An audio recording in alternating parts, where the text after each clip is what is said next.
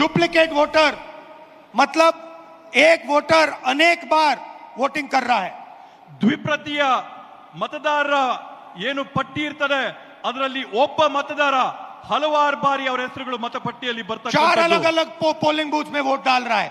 5-6 अलग polling booth में vote डाल रहा है. 4-5 ಮತಗಟ್ಟೆಗಳಲ್ಲಿ ಅವನೋಗಿ ಮತದಾನ ಮಾಡಿ ಬರ್ತಾ ಇದ್ದಾನೆ.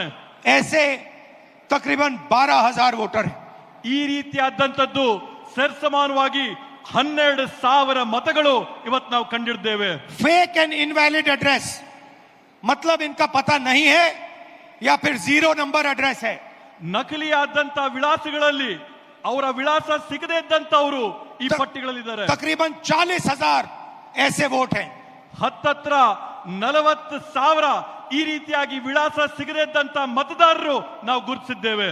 बल्क वोटर एक एड्रेस में ಒಂದೇ ವಿಳಾಸದಲ್ಲಿ ದೊಡ್ಡ ಸಂಖ್ಯೆಯಲ್ಲಿ ಮತದಾರರ ನೋಂದಣಿಯಾಗಿರ್ತಕ್ಕಂಥದ್ದನ್ನ ನಾವು ಗುರುತಿಡಿದ್ದೇವೆ. एक बेडरूम का घर है और उसमें 40-50 लोग रहते हैं. ಒಂದೇ ಒಂದು ಕೊಠಡಿಯ ಮನೆ ಇದೆ. ಆ ಒಂದು ಕೊಠಡಿಯ ಮನೆಯಲ್ಲಿ 40-50-80 ಜನ ವಾಸ ಇದ್ದಾರೆ. और जब उनको वहां हम ढूंढने जाते हैं वहां पे कोई नहीं है. ಅಲ್ಲಿ ನಾವು ನಮ್ಮ ಜನನ ಕಳಿಸಿದಂತ ಸಂದರ್ಭದಲ್ಲಿ ಅಲ್ಲಿ ನಾವು ಪರೀಕ್ಷೆ ಮಾಡಿದಂತ ಸಂದರ್ಭದಲ್ಲಿ ಅಲ್ಲಿ ನಮ್ಗೆ ಯಾರು ಕೂಡ ಸಿಗ್ಲಿಲ್ಲ. और घर का मालिक बीजेपी का लीडर. ಅಲ್ಲಿ ಯಾರಿದ್ದಾರೆ ಅಂತಂದ್ರೆ ಅಲ್ಲಿರ್ತಕ್ಕಂಥದ್ದು ಬಿಜೆಪಿ ಪಕ್ಷದ ಒಬ್ಬ ನಾಯಕ. इनवैलिड फोटोज 4,000 वोट जिसमें फोटो है ही नहीं या इतनी छोटी फोटो है कि दिखाई नहीं देती. ಕೆಲವೊಂದು ಮತದಾರರ ಗುರುತಿನ ಚೀಟಿಯಲ್ಲಿ ಮತದಾರರ ಭಾವಚಿತ್ರನೇ ಸಿಕ್ಕಲ್ಲ.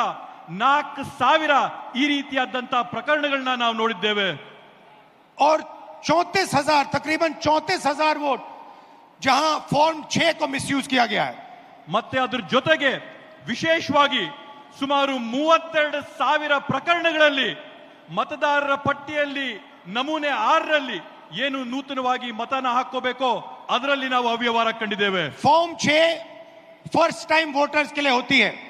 ನಮೂನೆ 6 ಏನಿರುತ್ತೆ ಚುನಾವಣೆಯ ಪ್ರಕ್ರಿಯೆಯಲ್ಲಿ ಅದು ನೂತನವಾಗಿ ಮತದಾನ ಮಾಡೋರ್ಗೋಸ್ಕರ ಮೀಸಲು ಮಾಡಿರ್ತಕ್ಕಂಥ ನಮೂನೆ. 34,000 ऐसे लोग हैं जिनकी आयु किसी की 90 साल, किसी की 80, 81, 82. 34,000 ಈ ರೀತಿಯಾದಂತ ಜನ ಇದ್ದಾರೆ. ಯಾರ ವಯಸ್ಸು 95 ವರ್ಷ ಆಗಿದೆ, 90 ವರ್ಷ ಆಗಿದೆ, 85 ವರ್ಷ ಆಗಿದೆ.